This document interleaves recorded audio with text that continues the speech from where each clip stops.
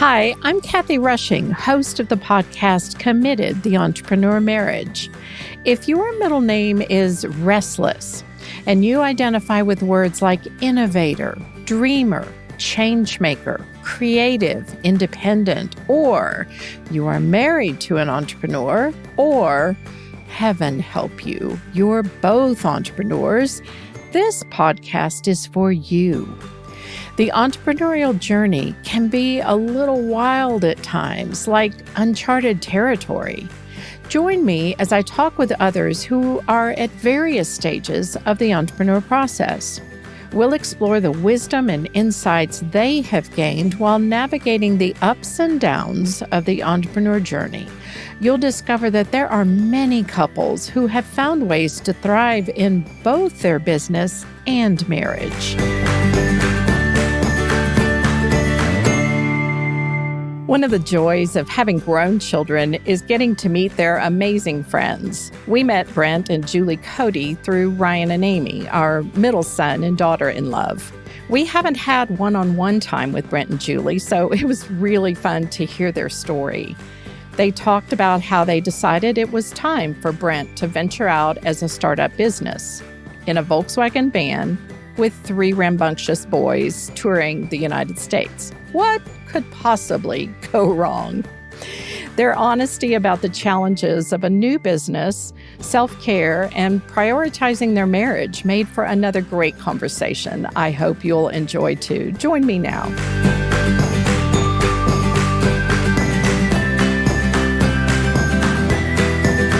Good morning. Brent and Julie are joining me today on the podcast, and I am so happy to see you guys. How are you today? Doing great. Thank you for having us. You are welcome. I know you have 3 little boys that are probably sitting in a corner with their hands folded and perfectly angelic and reading books. You know, I think I overheard them saying they wanted to sabotage this, and I had to pull them aside and say, "Hey, no, can't jump in on this." Like a photo bomb and a podcast bomb. Right. Yeah, exactly. Well, tell us a little bit about you guys. We just want to get to know you. Where do you live? We live in Fort Collins, Colorado. We've been married for almost 15 years. Awesome. And love this place. Awesome. What are you guys doing for work currently? I started a small consulting business about a year and a half ago. And that's what we're doing full time. Okay. And I have the pleasure of staying home with the kids and educating them right now. I have 2 that are homeschooled and 1 that is in the virtual learning program. Oh my goodness. This has been a rough year for parents, hasn't it? Very busy. Yeah. How old are the boys now? We have 1 who's 6, 1 who's 8, and 1 who's 10. Okay. Fun ages and life is just so full. I love it. I hear a rumor that you guys are taking a big trip soon. Tell us a little bit about where you're going and how you're able to plan that with work and school. Yeah, we're heading to Hawaii for a few weeks. We're excited about it. You know, my work has kind of ebbs and flows of busyness, and we just went through a very busy phase where I had to be in front of clients a lot, and the honor of being in front of clients. But right now we can kind of work remotely, and there's a lot of technical work to do. So we're able to kind of coincide my work with the ebbs and flows of desktop work and programming. With the kids, Julie's just kind of a miracle worker to get the kids to be above schedule. You know, they're doing really good on their classes. So awesome. Julie, you were in nursing school, weren't you? Or have you finished? Nope. I was actually just taking the prereqs and finishing those up. I had been accepted into the program, but that was right as we were deciding instead to go a different direction and have Brent start the business. Okay. And we knew that was going to take a lot. And with the kids, it just turned out very well that prepared us for the COVID times. We had already pulled the kids out of school and were making some adjustments to our life anyways. So it all worked out timing wise where we had entered into that lifestyle first. So Okay. no, right now I don't have plans to go back. It'll just be, I'll wait and see. Right now, Okay. keeping the kids going with school is our top priority for kind of my role. Mm-hmm. Full time. I can only imagine. Yeah. Well, we will come back to more of how you guys launched and everything, but I have a couple of questions, just kind of fun questions to get to know you in a more rounded sense. If your marriage was a team sport, what would it be? Rock climbing. Rock climbing. Does that count as a team sport? Well, yeah. Two-person team? You have to help each other and belay each other. That's a really good way. Keeping each other going and safe and balancing each other. I don't know. What would you say? Saving each other's lives. I think rock climbing is a good analogy. The one that came to my mind when you said that was Taekwondo sparring. Because we had a ton of fun doing that when we had fostered for a while and we were doing karate, and Julie and I had more fun, sparring with each other. It was that was pretty fun. So it's kind of like, I don't know, exciting, playful, taking care of each other. Getting a few hits in. Legally. I can't recall you doing all the hitting on that. It was pretty one-sided with the amount of damage. That's because he's amazing and I was just learning. So he had a lot more control. Gotcha. I've never done Taekwondo, but I had another couple that talked about a different, more like wrestling and sparring partners. Mm-hmm. So it's been kind of fun to ask that and just hear what different couples come up with. And I had a feeling rock climbing might be y'all's. Now, I have not asked this question of other couples yet, but I have a feeling this one could be a fun one. What is the craziest thing y'all have ever done together? Like on a date or just an outing? Waterfall in Fiji? Yeah, that was a really fun one. Oh, what was that? We honeymooned in Fiji. It took us like a year to save up, and we went on honeymoon in Fiji. And we did this huge bike ride to a hike to a waterfall. And so we had to bike around this island and then had to do this crazy hike. And a couple notable things happened during that adventure. One, we were saying, we were renting bikes, and they said, "You're not going to bike all the way around the island to that trailhead, are you?" And we're like, "Oh yeah, we're triathletes. We can definitely do this. We're awesome." And so we were, right as we left, they switched Julie's brakes on her bike, so the rear was on the wrong hand. And so we were out the gate. She slams on what she thought was her back brake, but it was her front, and she went over the handlebars, like right in front of everyone, right as we set off on this, 20-kilometer journey or whatever it was. I don't know what it was. But anyway, so that was the first step. And then we went on this huge adventure, and it was raining, and there's a ton of water coming through. We waded all the way to this really crazy waterfall. So that was pretty exciting. Very fun. And I have a feeling y'all have a whole list of other adventures. Does another one come to mind? Oh, mostly the adventure of having kids. Still going on. That goes on daily. Yeah, your boys remind me of little puppy dogs and just how they play and romp and roll, and they're adorable. They're adorable. All right, I want to shift to the time when you first got married, and all of life is before us and we have dreams, and I'm curious what the future looked like for the two of you when you got married 15 years ago, especially as it related to work. Yeah, that was an interesting. Yeah. I think one thing from the very get-go that bonded Brent and I is we really had a strong value for having one working parent and one stay-at-home mom. I think from the get-go, that was something we saw a lot of value in and wanted to be able to pour into our kids in that capacity. So I think in the get-go, that was something we had talked quite a bit about. That was a big component. Another big component was, I think, Julie's willingness to invest in me for my work. And she's done it multiple times. One was right when we got married, I was like, I think I want to go back to grad school. And it's going to be like 7 years trying to get a PhD. And I'm like, I can't, I don't know if we should do that or not. And she was very supportive on that whole journey at that point. And then that also led to her being super supportive to starting a business. And so I think those critical components of, I completely value Julie being a stay-at-home mom and her role. Like, I would rather have that than her be a CEO of Amazon. Her value that she brings to our family there is, you can't put a price on it. And then I think she's demonstrated over our marriage to invest in me with my work. And so, but we try to help each other out in both regards. She listens to endless boring stories about my work, and we work together with the kids.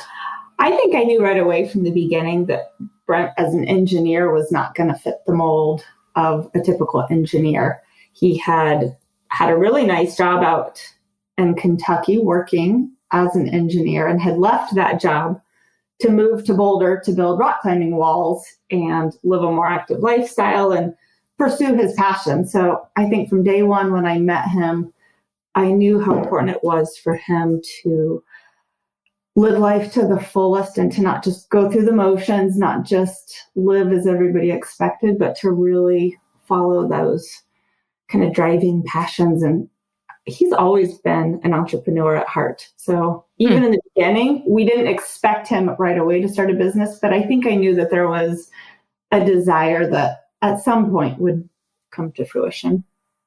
Okay, that's interesting. What kind of context did either of you have for that, of thinking about starting a business at some point? When I was in college, I was interested in entrepreneurship. I went to several meetings, joined a club and met with mentors. I guess people just telling their stories about starting their own business. I just thought that was a really neat thing to do. I'm much more independent, I guess, than a lot of people in the work world. I thought I would find a lot of value in it, and it turns out I have, and I do enjoy it immensely. But back then, I definitely didn't know how difficult and complex and how hard it would be to get a business off the ground, and to sell your services, because you may know you're good, but convincing other people to know you're good enough to not go bankrupt, I think was an eye-opening process. And I didn't know that back then. Right. Yeah. But you saw something in him, Julie. It sounds like that. Was that something that you ever verbalized to Brent, or was it more of just kind of an inner sense that you had? That's a good question. Did we talk about that? I think in casual conversation, he had probably mentioned his interest in getting out there and kind of being the master of what he was doing. I think we've had a lot of conversations more on a work system that's based on your abilities and merit, being able to work very efficiently and get a lot done and then have more time to play. So maybe not as much directly in the capacity of, do you want to have your own business? But more in the benefits of it, where it just at some point made a little more sense. But I also know Brent is somebody who takes things to the limits in all capacity, whether it's doing 100-mile ultra runs or Ironman or getting a PhD, whatever he does, he's going to do it all the way. And I think somebody who has that drive wants to be able to push the boundaries, and having your own business allows you to do that. So I think even without him necessarily telling me, that would have been a logical conclusion to come to. Yeah. Very, very interesting. So what led up to that decision? Well, let me back up one step, Brent. So you worked as an engineer, then you guys moved to Boulder. Was there another job after that before you launched? Yeah, there was. I can real quick go through my journey. I graduated college at Purdue University and got a job in heavy civil construction, which is building a lock and a dam on the Ohio River outside of Louisville. Man, it's been a while. So I went there, and then went to Boulder, designed and built rock climbing gyms. I was their project manager for managing the remote crews and making sure it got done with high quality. And then, so after that, went back to grad school and got a job after grad school for a company in Fort Collins, Colorado called Natural Resource Consulting Engineers, which is a great company. And what was your role in that company? I was there for probably, about 8 years, and started basically in the corner as an intern, and worked well there, and then kind of became eventually a senior engineer, helped get business for the company and help manage, found their company owner, Wold Mosquina. It was just like a very good mentor, just a really great guy, really smart, great businessman, and a great person. And there's a lot of other people at that company that I really enjoyed working with. And so that gave me the confidence and I believe the skill set to be a successful entrepreneur. And, I've tried before to start companies, and it just total train wreck for, not having that skill set of experience of how to show your skills to potential clients, how to get jobs done in an efficient and beneficial manner to your clients. And so working at Natural Resource Consulting and Engineers, or NRC, really helped me with that, and especially the people I worked with. Okay. I didn't realize you had tried to start some other things. So tell us a little bit about how you made this transition. What prompted you to start thinking again about launching your own business? Well, let's see here. I've always kind of in the back of my mind thought that would be a great thing, a great place to be.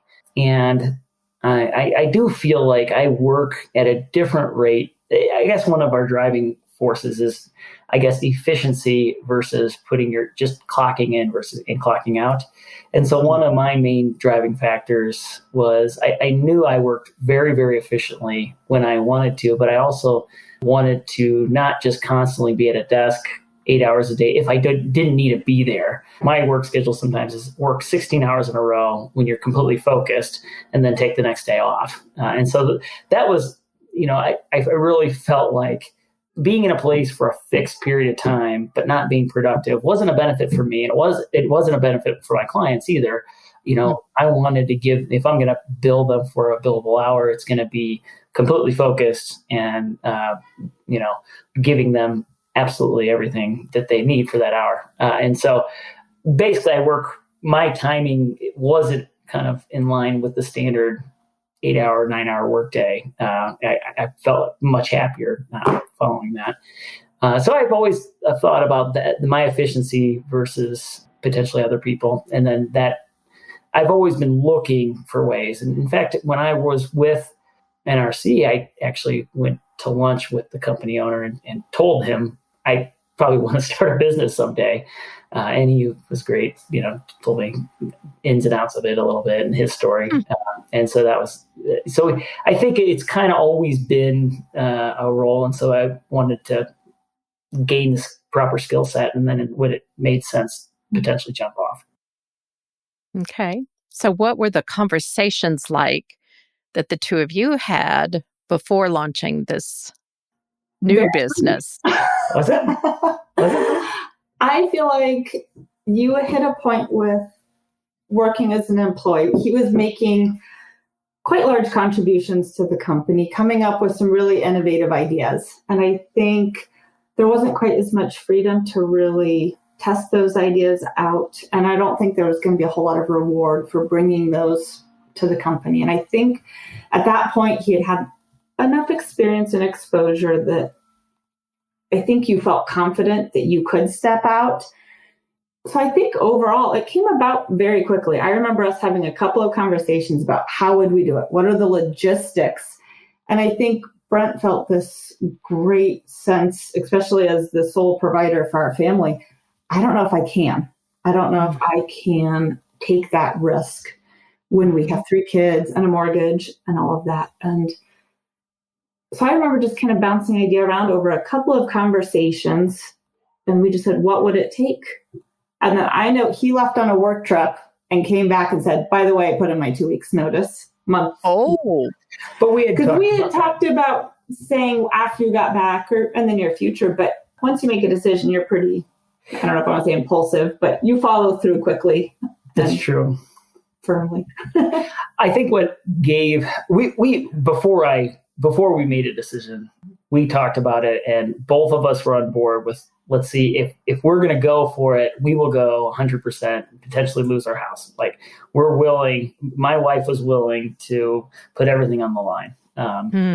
And without her knowing that and being okay with that, I wouldn't have been able to do that. And so a critical component for us, for me, was like, I'm willing to work as many hours as needed, but I needed her to be on board with me working and putting a lot to it, but also being like, if it fails, are we okay with that? Are we, we basically had, we'll sell our house after a certain period of time if we can't, if this doesn't work, which actually almost happened. That's true, though. We did have some very honest conversations together about what are we willing to risk, what are we willing to lose, and what are we not. I think we had to be very clear and on the same page with those things. I think, to Julie's credit, Julie understood that this was one of the fundamental things in my life that I at least needed to try out. It's based, we've had conversations about this and been like, if everything works out great with the company I was at and I stayed there indefinitely, that was a great place to work with great people, great compensation, just an absolutely wonderful place to work. But I would always have been thinking I should have tried to go into business for myself. And to me, it was worth the risk of losing everything just to try, because I'd rather not sit around thinking about it for the rest of my living with regret work career. And so it was that strong of a feeling that I was 100% on board, and I was fortunate, but my wife understood that. Like, she understood that was a critical component of me to go for it. And she was willing to risk everything, just maybe not to listen to me whine about it. That's 30 years. No, you would have been very stuck. I think for us, the tipping point for Brent too is when we came up with a doable solution. Obviously, we didn't want to lose our house. We were willing to, if that's what it took, but we didn't want to. Who would? Right. So I think for us, because we are pretty adventurous and willing to let go of things, as you know, we found the choice for us was just to rent out our house and live by camping and traveling, which was quite a bit cheaper than our mortgage. And that way we didn't have to worry about that expense and kind of offset our risk of losing the house. If you don't have to pay your mortgage yourself from a new business and somebody else's, that creates a lot of freedom. And gives you a little more runway. Yeah. Right. And it created an opportunity. I think on our side, I sold it to Brent a little bit just with the notion of this is going to be an amazing experience for the kids and I and you to be able to travel together. When else do you have the opportunity to do that? And starting a new business, not having to be tied down, I can homeschool. That opened up a lot of doors. And I think when he knew, I saw it as an adventure and as a possibility, not just as, okay, we'll do this for you because I love you, but remember, this is just for you. I think that attitude would have stopped him. But I think when we were all in it together and there was a benefit for everybody. That's right. And that's a kind of a key component where there was an immediate benefit for Julie and the kids and I to travel as part of this process. Mm-hmm. Yeah. So give us a glimpse of what that looked like, what you were traveling in and what it was like with 3 little boys and schooling on the road. Turbulent. It was extreme. It was amazing and awful mixed up in one. More amazing, but definitely had components of awful. Mostly amazing. We owned an 1985 Volkswagen camper van where it was, it's one of those ones that have a top that pops up. That's where Julie and I slept, is at the top that popped up, and the boys we would either just put on the floor of the van or fold out the seat if we were in luxury. Or if we were somewhere for a little bit, we'd set up a tent and we'd stay in the tent and the boys would stay in the van so we could have a little more space. So we went to 31 states over 6 or 7 months? 6 months probably. I didn't realize y'all covered that much ground. I had heard through Ryan and Amy, I think, that maybe something broke down or somewhere you kind of hit a stopping point. And I think, Brent, you had to come back or anyway, I didn't realize you hit so many states. Yeah, no, we had 31 states, a lot in the like north, and then the East Coast, and then south. And so we had been traveling a lot out west, and then we decided to do an Midwest East trip for this. Okay. The traveling was wonderful, like seeing all these different spots, being on the road was great.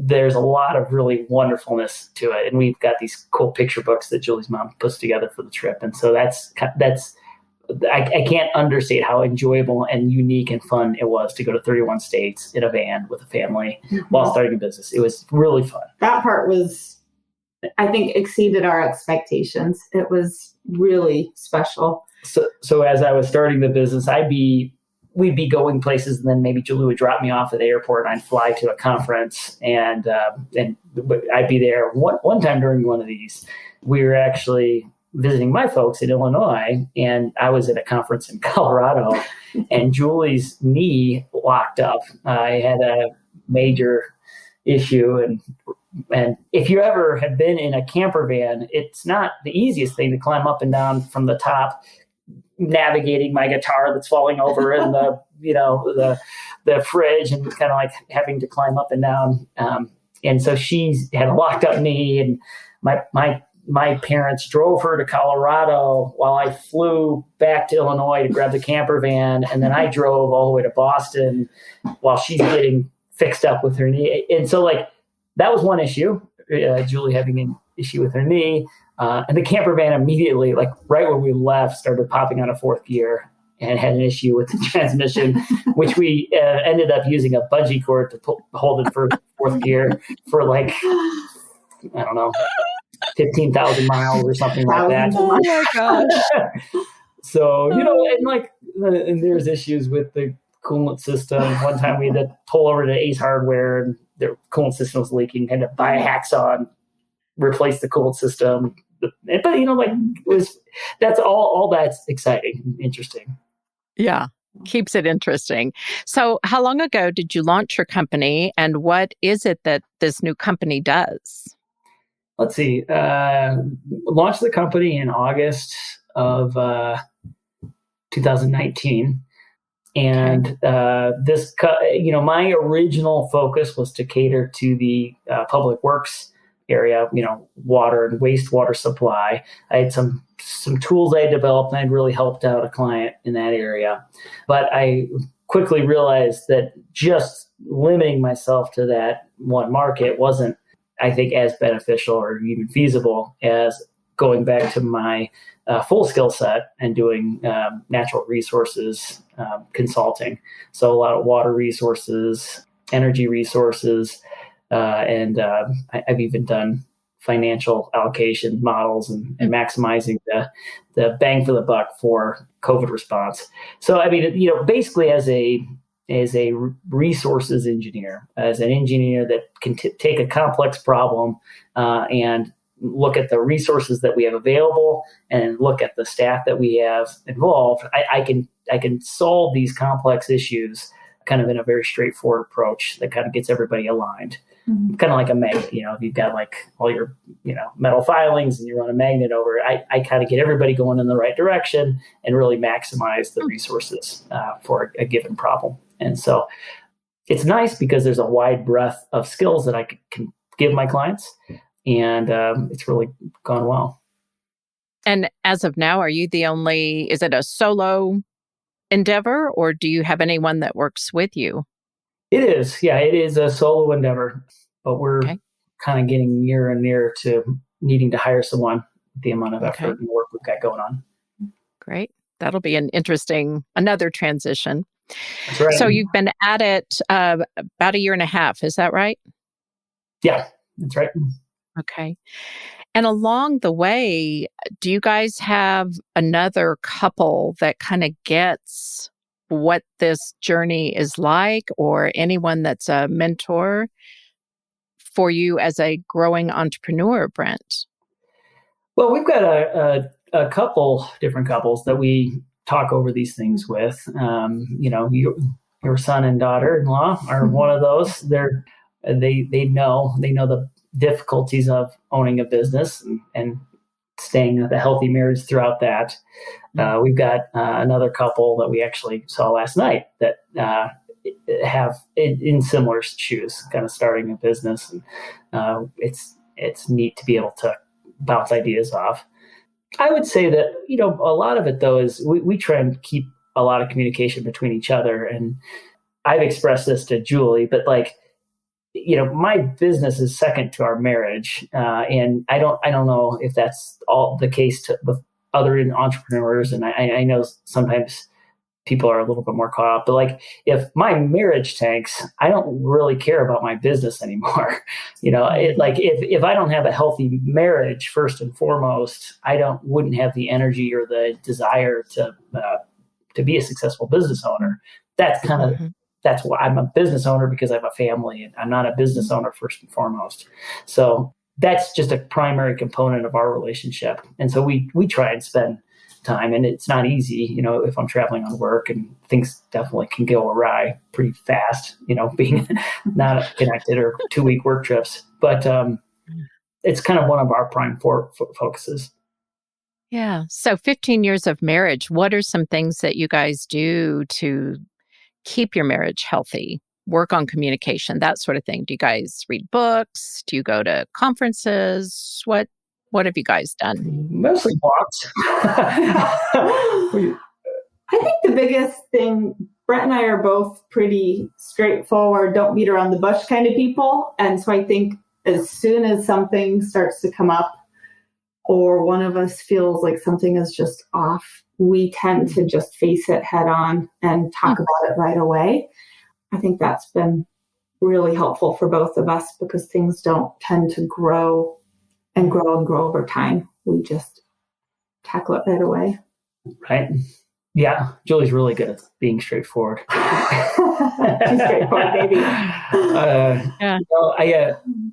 I think just being available to talk, I think the deal is we're not every moment we want to talk about difficult things, but we're almost always available to talk about difficult things. And just, we give ourselves a lot of opportunity of, hey, I'm going to go to the mailbox. Do you want to walk with me to drop off some letters?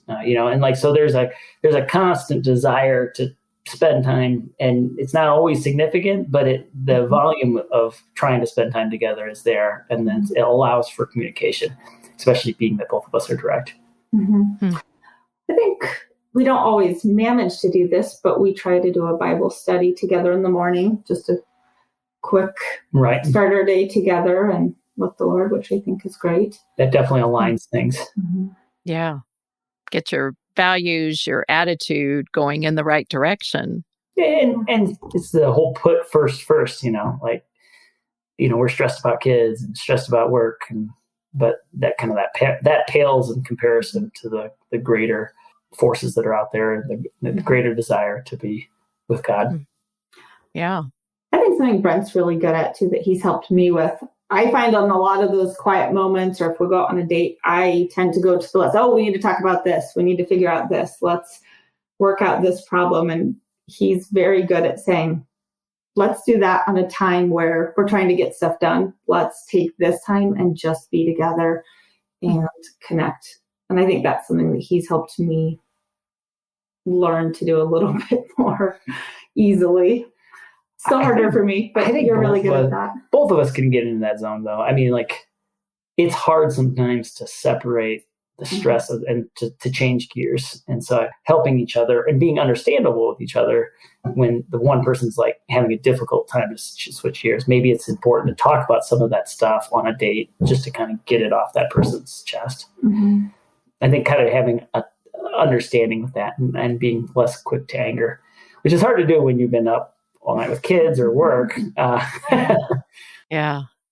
I have heard some of the stories, Brent, about the hours. You'll just, like a dog on a bone, if you're on a project, you just keep going. And it's admirable, but it has a point where, yes, you're human, and we all have our limits, Mm-hmm. And do you work from home, Brent, currently? Yep. Mostly. Because y'all are back in your house. We didn't talk about that, but the adventure ended. Yes. I mean, it continues in a different way, but you're back in your house. We are. And And so you work from home. I do. Yep. And Julie's schooling the kids at home. So how do you have any kind of structure that helps you separate work day, school day, we're done, let's shift to family time? Any kind of rituals that help you manage all of those pieces? So I think the way I see it, and I think Julie and I have kind of figured this out, like I try to be as available to the family as possible. And like, I try and go out of my way to, even when I'm tired, spend time with the kids. And I love spending time with my boys. And so but even trying to like make sure that I'm present and available when I can be. With the business, both of us kind of understand that. I heard someone say this before, but sometimes I think both of us realize the benefits of having a business, but we also realize the costs of having a business. And Julie's been great helping me with those costs, where anytime a client could say, listen, I need you out next week, and or I need you to do this for me, and it's going to take, 40 hours over the next 3 days, and so at any time I'm available to do that for any of my clients. And that's a real strong positive for my business, because I'm able to produce deliverables per their wishes. But the cost of that is Julie is always ready and has been awesome about picking up where I can't be there. And she's able to be flexible with my business. So just like I don't work as well with an 8-hour day, the downside is that gets imposed on my family, where, I'll say, hey, Julie, for the next 2 days, like last week, for the next 2 days, I'm just going to have to work, the whole day, and I'll go on walks and, connect a little bit, but like I'll be working from 7 a.m. to 11 or later at night. So I think that's an understanding we both know. And the flip side is Julie's able to go above and beyond with that. And I try to go above and beyond when I'm not as busy, to not just like zone out and whatever else. I try to be more present. So there's like a kind of a balance there with being an entrepreneur, especially in the consulting world. So I think for us, another way of saying it maybe is we don't live with a rigid schedule. We have routines that we usually flow to, but there has to be a level of flexibility. But I think even within that, it's worked out relatively easily. We start the school day and the work day about the same time. We tend to take a break, and everybody wants to get outside by about 10 or 10:30. So as long as Brent's able, he'll usually go with us, and we'll go for a walk or a rollerblade ride or bike ride or whatever it is. And then, of course, the kids in school before Brent does with his work. But that's kind of a time where I can send them outside to decompress, or they can do kind of their own kid thing. And by evening, we're all kind of ready to roll back together as a family. They, of course, have had to learn some of the basics. Like if Brent's office doors are closed, they have got to stop and listen first and make sure he's not on a meeting or an important call. And they're successful, what? 90% of the time. Most of the time. They're getting better as time has gone by. They're learning that. It's a hard one. Yeah. And to be respectful. But I see some pros too. Our oldest, who does a lot of work independently, every once in a while I pop in and he's down sharing the desk with Brent, and they're both working quietly together. And I think that's meant the world to our oldest son.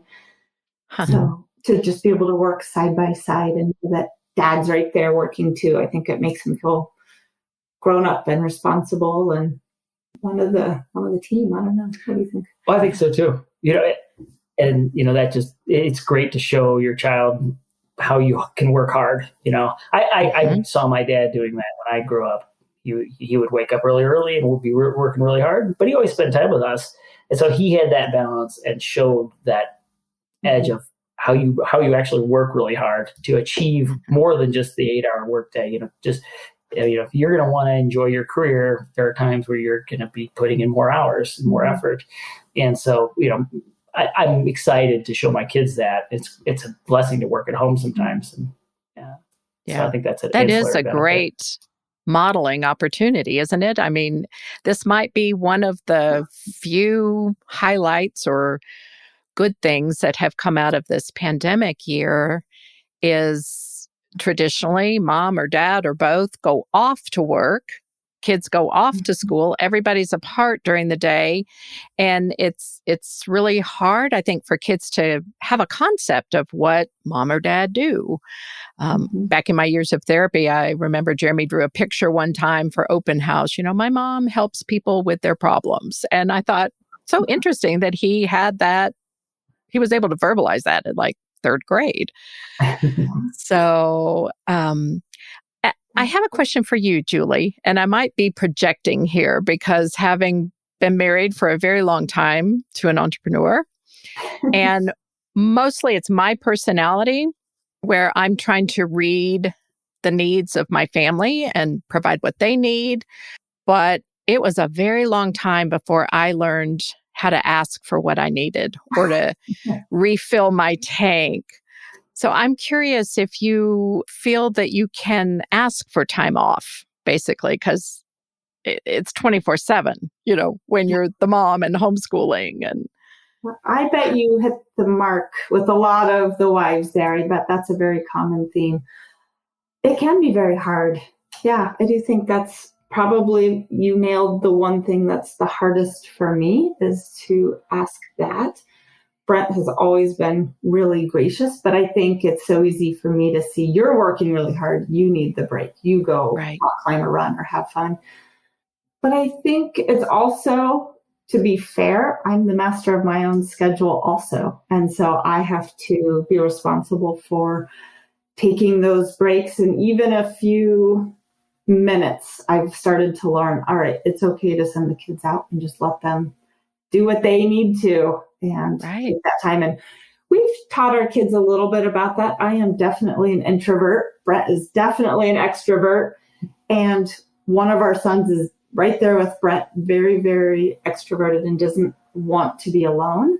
So I've had to have a lot of chats with him about that. I just need that time to recharge and I want to be my best for them. And if I'm around people 24/7, I'm just too tired to be a good version of myself. And so I've tried to make that a part of our routine where we make sure he gets the time he needs, but I also get the time alone.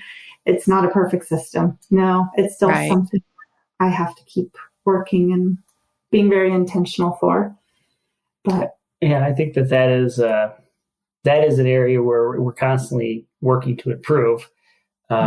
Just kind of the role of how do we take care of ourselves and how do we take care of each other in this? And I think sometimes my personality is very much like, if you want time off, just take it. Like, just take it. Like, I would take it. Like, I'm going to go around, see it. It's a very selfish base way I operate. But I think there's a disconnect in sometimes when Julie's taking care of me so much and I'm not as good at taking care of her, just with my fundamental personality, I think. And so that's something I'm learning more about, especially through owning a business. Right. Yeah. And I know when I struggled with it, when I look back when our kids were really young, Mark would have been more than willing to do whatever. It might not have been as natural for him to read me like I would read him, but it's kind of the nature of our personalities, right? We love people in the way that comes most natural for us and in the way that, so then we want to be loved in the same way, but when we're different personalities. And so I struggled with being able to ask for it because I was like, well, like you said, Julie, he's so busy doing this and this and this and this. And so I'll just suck it up. But that never ended well, and and he would say to me, why don't you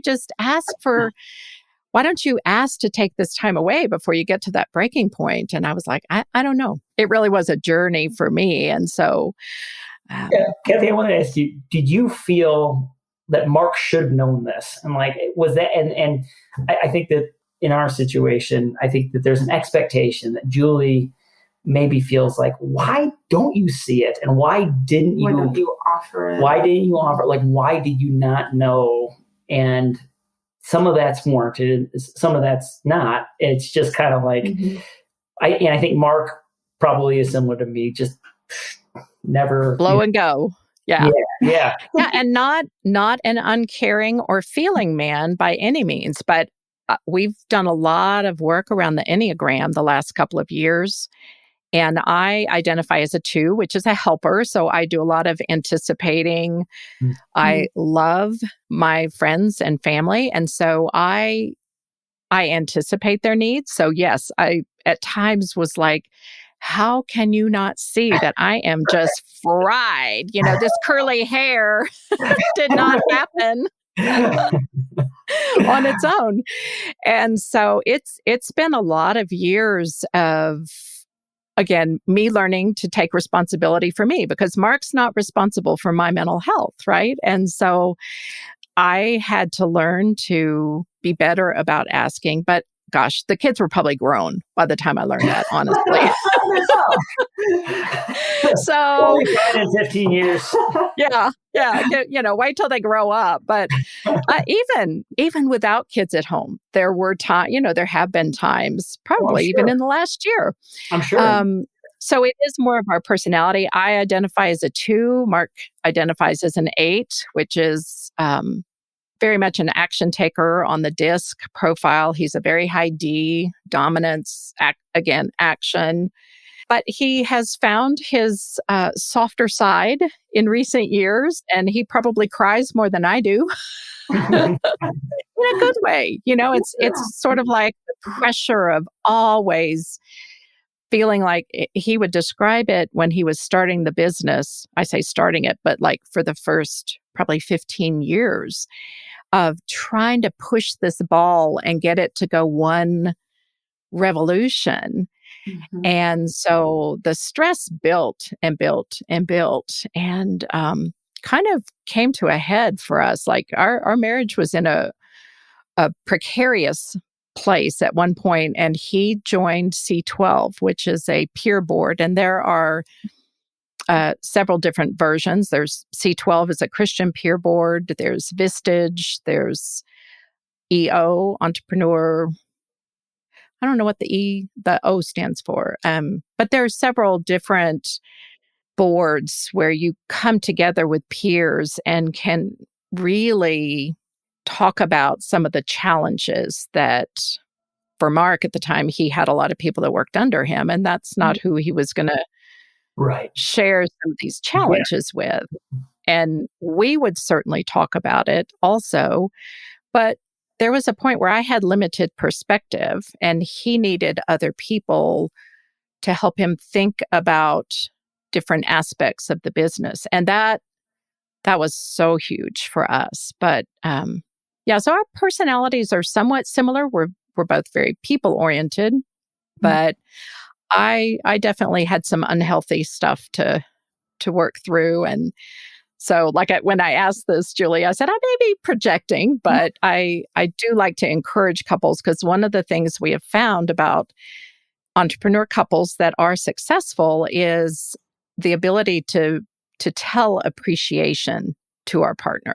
And that goes both ways. I appreciate, Brent, how hard you work, and that you make our family. I've seen you with your boys, and there is no question about your commitment to your wife and to your kids. Mm-hmm. And so just being able to verbalize that back and forth to each other is really big. Yeah.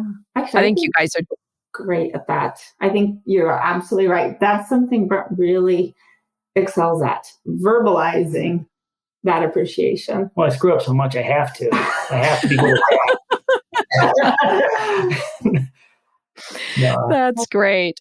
Well, so you're about a year and a half into this journey. You've had some adventures. Let's talk about highs and lows. What is a high and what is a low so far on this journey for each of you? Maine, is that your low? I don't know. Maybe the whole.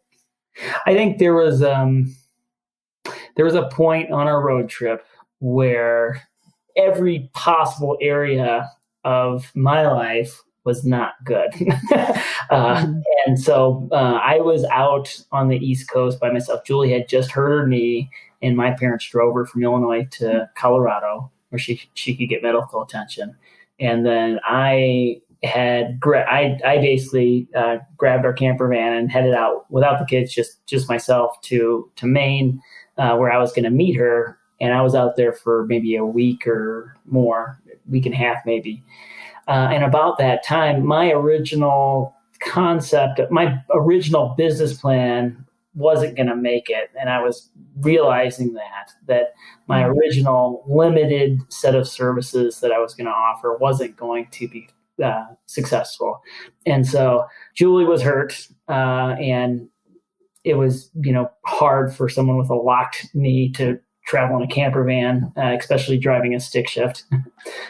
So our manual transmission car. And so then that was going on. And then there was some complexities with our renters. I think I'll get into too much with that, but that area was not good in some regards. And then family issues also that were weighing on us. There was extended family issues. So basically every single area wasn't good. And so, in that moment, that was actually, it turned out to be a strong blessing, because I feel like that was a really great point for me to really connect back with God and my faith. And so when you really don't have anything, and you're just in that spot, you have two choices. You can go at it alone, or you can go at it with your faith and your Creator. And so I kind of went back. I broke through some barriers I had built up with my faith. That position broke through that and kind of realigned me a little bit more with that. And it didn't get good for months, but it did. Those areas were very slow to improve. But that was a turning point where I was able to at least have kind of that connection back. And so that was a really, really bad low process. The great benefit.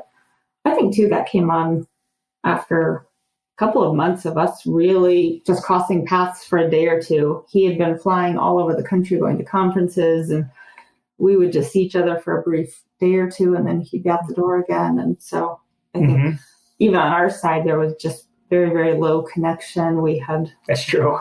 Just not had the opportunity to connect. And we really weren't well rested too. We were very stressed out about the situation that was going on in all of our areas, and not sleeping well. So, I think we just were not in a good spot there. Yeah. How did you guys navigate that? How did you get through that time? Like I said, it was not an immediate change, but it was a turning point.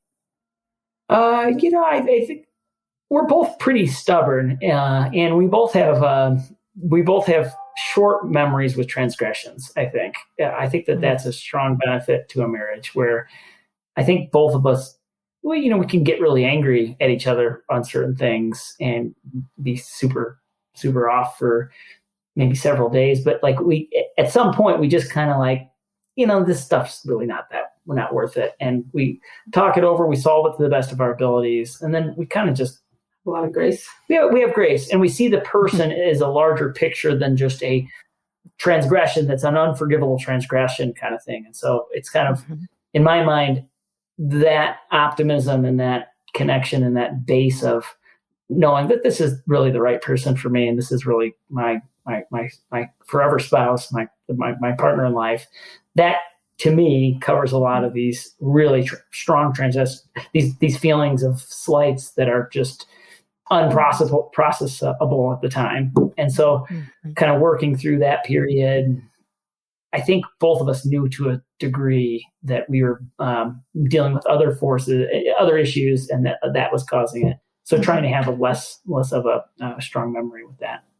That helped. What a good reminder too, that when we are not our best, when we're not sleeping well, eating well, if we're physically hurting, if we're wrestling with work, like I heard you say that you realized this initial model wasn't going to be the one that was going to work going forward. So, like you said, all areas of your life, that then when we get in a bad mood or we're irritable or something, that it takes some insight for the other person to say, you know what, this isn't about me, but just recognizing, Mark and I had a conversation last week. He was real short fused about a plumbing issue. We cannot get a plumber up in Grand County for like a month. And he was like, I can do it, And anyway, there was a tipping point, and I could tell he was really frustrated. And it led to a good conversation of just, I could observe and say, here's what I'm seeing. This isn't like you. What's going on? And we were able to kind of untangle that a little bit and get to what was really bothering him. And it was something he didn't want to worry me with. And I was like, 41 years, honey, that doesn't work.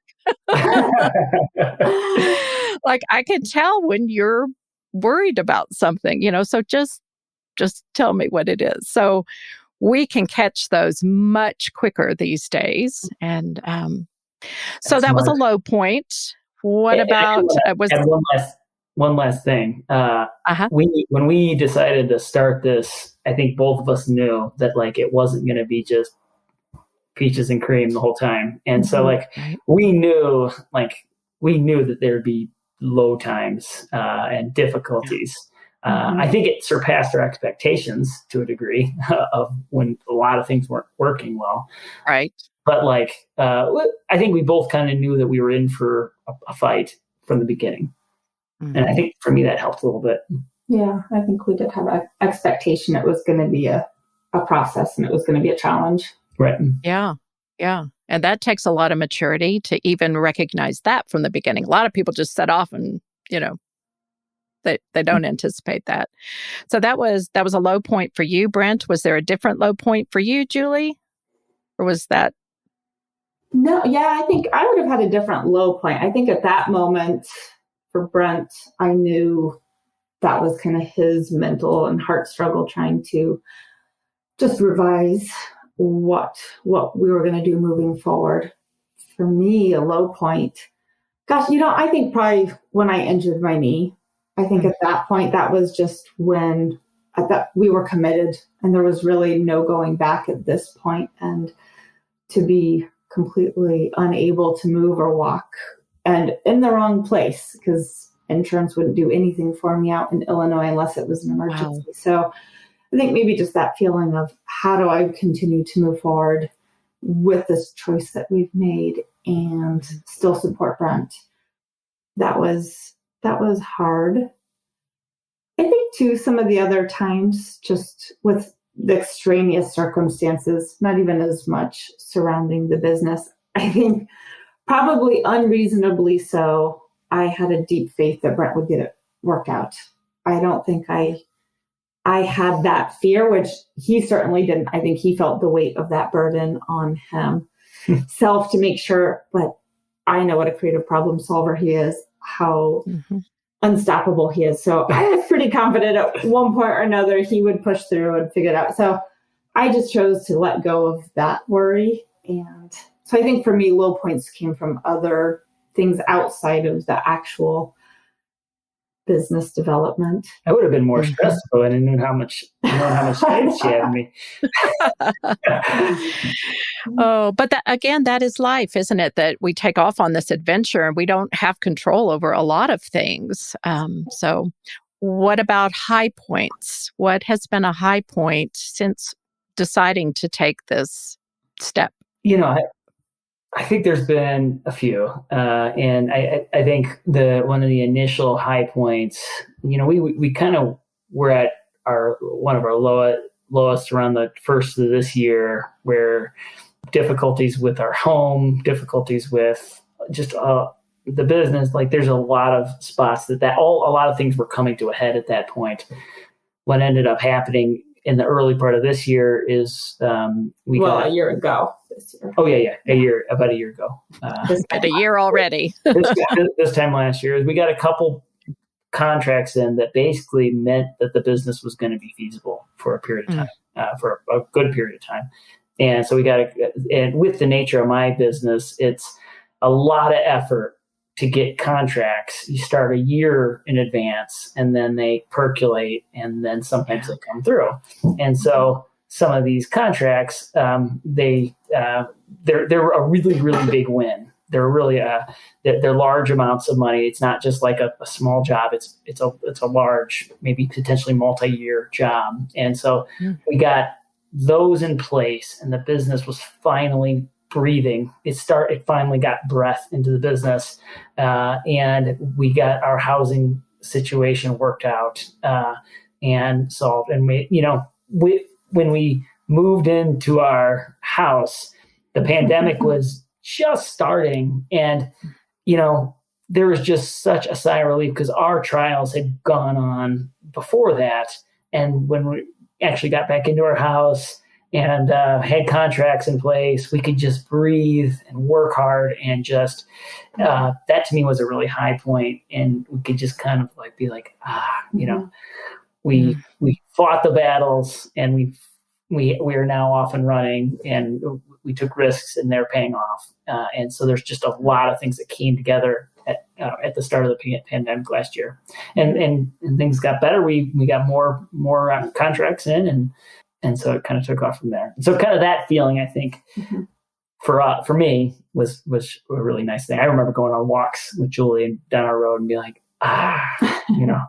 everything's good now. Yeah, that's mine. Exactly. I think for me, it's the small moments where the unusual times of day where Brent and I are out enjoying a beautiful day on a walk, where we couldn't have done that before. If I was at a job, he was at a job, or with kids, but to be able to just get out and in that moment be together, and maybe be planning a trip like this upcoming one to Hawaii, where we know we have the flexibility and the financial freedom to go and make it happen. And it's not a vacation per se. We're not going for 1 week to sit on a beach and relax. We'll have time, but we're going for 3 weeks, which in some ways I think is more exciting. We'll do a little work, we'll do a little school, we'll do a lot of play. And I think in that moment of planning that and deciding that we're able to do that, that's such a great feeling to be able to have that kind of freedom and flexibility. Yeah. And it's so good to celebrate those things together, right? I'm big about celebrations. I'm like, that happened, and we're getting a bottle of champagne. And I wish it was a trip to Hawaii. I have been wanting to go to Hawaii I've been craving beach time since last year at this time. And then the pandemic happened. So I think maybe, don't y'all need a nanny to go help take care of the boys? Sign up. Come on, join the fun. I would love to go. All right. We've talked a good bit about some of the things that you do, but I love to ask this question of couples. What are some things you do to keep the fun, friendship, and intimacy in your marriage? You're talking to a 7 on the Enneagram. The fun and the excitement come pretty easy. Wake up. The fun not stop. Brent's a 7. Julie, what do you identify as? Ooh, that has been the question of the 2 years we've been learning about it. It's hard. Yeah. Her number is elusive. Okay. Yeah. I'll have to have a separate conversation with you. Maybe you can help me figure it out. Yeah. I think we invest in each other. We're not afraid to talk about anything. And we're super honest with each other. Honesty is very, very, very high. Anything we can talk about anything. So like having kind of that fundamental base, and then we try and go on dates together. Julie's mom takes care of the kids maybe every other Friday, and we get to go on dates. Go on a lot of adventures. Go on a lot of adventures. Yep. Whether it's skiing into yurts, as you know about, or camping vacations, hikes, rock climbing. I think any of the above. Yeah. I think that's an area we can always improve on. Like, keep ideas out for spending better quality time together and addressing each other's. It's just like what you were saying, like with Julie sometimes needing something and me not anticipating it as well. Being a 7 on the Enneagram, just being like, oh, everything's great. Why aren't you happy all the time? And Julie being like, I'm so sick of you being happy. Just make me happy for a few minutes. Continuing to work on that, continuing to make to find connection by anticipating each other's needs, I think is an area where, we definitely don't have all the answers. We're definitely not a model couple in that regard. That's just something. Well, none of us have arrived. It's always a process. So don't have to beat yourself up, but we're all still learning. Yeah. I think for me, knowing there's time to transition, like I've got to get out of my head. Sometimes I get too stuck in my, where are we at? What do I need to do for the kids? What do I need to do for Brent? What do I need to take care of the house? I need that time to just slow down and stop.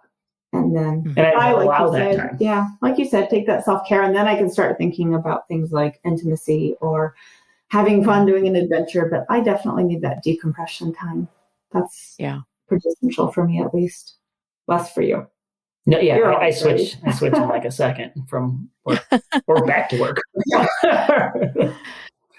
No, but understanding that is your partner. Knowing that we're different in that way, has helped. Yeah. Awesome. What would you share with your younger selves, if anything, from the experience that you now have after 15 years of marriage and starting this work together? Well, I think I would say, I guess to me, don't stress about it as much. And I wonder if that's impossible or not. But like the amount of stress that I've had on myself to perform or whatever else, like I think, as long as you're willing to put in the work and as long as you are willing to do that, it always works out. You're always able to solve really any problem. But like just the stress involved with unknowns can keep you up at night, and it's not worth it. Mm-hmm. I'm saying that, but like even now I still have that problem. Like I can't consciously make that switch. So that's advice. If someone can help themselves not stress and be like, I'll go to sleep, wake up in the morning. I think that's an area. I think really making sure to spend adequate connection time with your spouse is just it's just more important than anything, and spend more connection time with your kids. And the last thing I'd say is when you do stay up all night, don't lash out at your spouse or your kids, and just really try and control yourself in that regard. There's been a couple of times where I've just really not liked myself because I've said something maybe to my kids that they didn't deserve. Mm-hmm. Yeah. I think looking back. Oh, go ahead, sir, Kathy. No, I was just going to ask what your perspective was, Julie. I think looking back, to be careful of expectations. I think expectations can get you into a lot of trouble. Maybe instead relying on just really communicating those expectations. I think where we've gotten in trouble is one of us just makes an assumption about an expectation and doesn't necessarily share that, or we find our expectations are differently, or in a different place. To give even just a simple, practical example, I think Brett and I, maybe a month ago, realized that a lot of times after a work trip, we'd fall in the same habit. He'd come back and we'd get into a fight. And I think after talking about it, what we both realized is we put a lot of pressure on ourselves and on the other person. Okay, you've been gone now. We have to make up that time by doing X, Y, and Z, or by being extra focused on the other person. And we finally just said, I think we end up both feeling hurt when we have this really strong expectation that we're going to do it over the top to make up for that missed time. And we just said, let's just let go of those expectations and not try and make up for it, but just move back into our rhythm. And I think that has helped just realize we don't have to be better or be hard on ourselves for a lack of just because of an expectation. Mm-hmm. If that makes sense. It does. No, it's just unrealistic built up expectations, from when we're not connected for a while. My conversation with Brent and Julie ended a bit abruptly when we lost our connection right at the end. And by the time we reconnected, Julie had to go meet the tutor for the boys. So I just wanted to say thank you, Brent and Julie, for sharing your story with us and being so vulnerable. I think you're doing a great job of creating a life-giving marriage and family. Thanks so much, listeners, for coming along on this journey with us. If you enjoyed this episode, I'll bet you know someone else that would also find it helpful. Sharing an episode, giving a rating, or leaving a useful comment all help with the show rankings so others can find it. Thank you in advance for being an action taker. You can find a full transcript at kathyrushing.com. And now, if you have a comment or question, you can leave me a voicemail, and I'll include it in a future episode. It can be anonymous if you prefer. Just click the link in the show notes, and voila, your voice will show up in my inbox. You're building a life together. Make it a great one. See you next time.